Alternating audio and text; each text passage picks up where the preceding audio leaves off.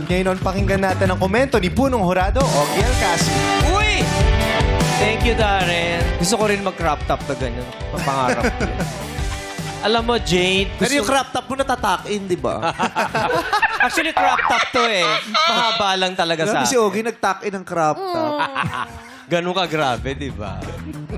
Tapos nagpatupi ng jorts. Sabi ko na nga, be. Jade! Magkahawig kayo ni Jade. Yun nga ang sasabihin Ikaw ko. ba yung tipo niya? Kaya, Oo. yeah. Meron ako kang Ogie Alcacid na may OG Diaz din ng very light. Panga, no?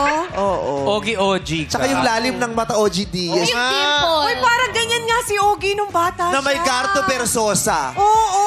Diba? May Gardo Versosa. Kawig. Meron nga rin ako nakikitang Rita Avila sa'yo eh. Rita Avila? Oo, may Rita Avila sa kanya. O hilong-hilo na si Jade. Sino ka ba talaga?